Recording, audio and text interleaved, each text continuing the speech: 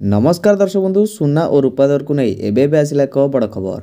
यदि आपण मैंने सुना किंबा रूपा किणवा चाहते ये भिडटी को शेष जाए देखूँ।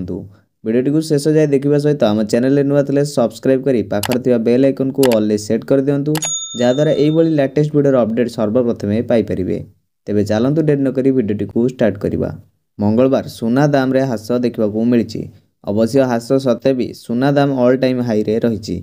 India Boolean and jewellers association सूचना अनुसार मंगलवार 10 ग्राम 24 कैरेट सुना दाम 251 खसी 93,102 टंका होईची। या पूर्व 10 ग्राम सुनार दाम 93,353 टंका थिला।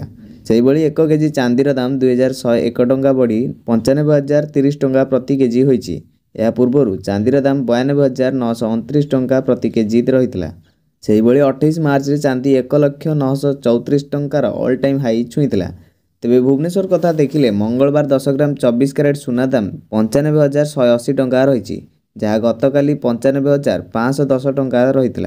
से 10 ग्राम 22 कैरेट सुना मूल्य गतकाली 87,550 टंका रही, जहाँ मंगलवार 87,200 टंका रही।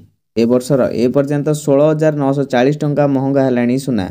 जनवरी 1 रु ए पर्यंत 10 ग्राम 24 कैरेट सुनार दाम 76,162 टंकार 16,940 टंका बढ़ी 93,102 टंका होईची।